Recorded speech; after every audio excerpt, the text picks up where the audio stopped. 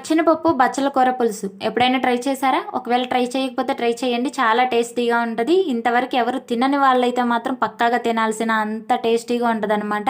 ఎలా చేసుకోవాలో చూపిస్తాను, వచ్చేయండి. ముందుగా స్టవ్ పైన కళాయి పెట్టుకొని తాలింపుకు సరిపడినంత ఆయిల్ వేసుకోవాలి. అందులోకి తాలింపు గింజలు వేసుకోవాలి. అవి లైట్గా ఫ్రై అయిన తర్వాత ఆనియన్స్ని కట్ చేసి వేసుకోవాలి. ఆనియన్స్ కూడా లైట్గా ఫ్రై అయిన తర్వాత కరివేపాకు వేసుకోవాలి. ఆనియన్స్ వేసిన తర్వాత కరివేపాకు వేసుకుంటేనే చిటపట్లాడకుండా ఉంటుంది. లేకుంటే ఫస్ట్ కరివేపాకు వేసుకుంటే చిటపట్లాడి ఆయిల్ మీద పడుతుంది. ఈ ట్రిక్ వలన చాలామందికి తెలియక మీద ఆయిల్ పోసుకుంటూ ఉంటారు. ఫస్ట్ కరివేపాకు వేసిన వెంటనే ఆనియన్స్ వేసేయాలి, లేదంటే ఆనియన్స్ వేసిన తర్వాత కరివేపాకు వేయాలి. అట్లా వేస్తేనే చిటపట్లాడకుండా ఉంటుంది. ఆనియన్స్ కరివేపాకు బాగా ఫ్రై అయిన తర్వాత కడిగి పక్కన పెట్టుకున్న బచ్చల కూరను కూడా వేసేసుకోవాలి. ఈ బచ్చల కూర కొద్దిగా లైట్గా కుక్ అవుతున్నప్పుడు అంతకుముందే పచ్చినపప్పు నానబెట్టుకొని ఉంచుకోవాలి. ఆ పచ్చినపప్పును కూడా వేసేసుకోవాలి. ఇప్పుడు ఈ రెండింటిని బాగా కలిసే వరకు తిప్పుకొని ఒక 5 to 10 మినిట్స్ వరకు బాగా కుక్ చేసుకున్న తర్వాత ఉప్పు పసుపు వేసుకొని మళ్ళీ ఒక 5 to 10 మినిట్స్ వరకు కుక్ చేసుకోవాలి.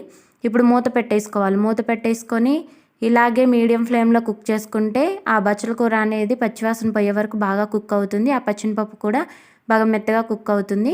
అలా ఒకసారి కుక్ అయిందా లేదా అని చెక్ చేసుకొని ఒకవేళ ఆ ముక్కలు అనేవి ఉడకకపోతే ఇంకొక 5 to 10 మినిట్స్ వరకు అలాగనే ఉడికించుకోవాలి.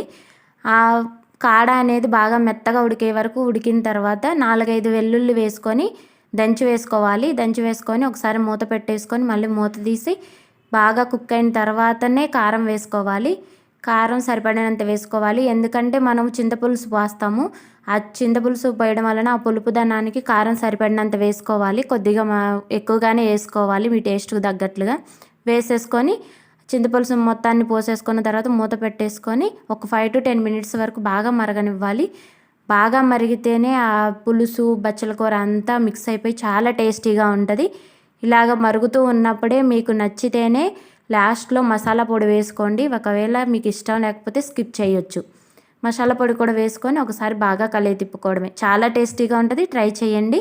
చిన్నపిల్లలు కూడా ఇష్టంగా తింటారు. లంచ్ బాక్స్లోకి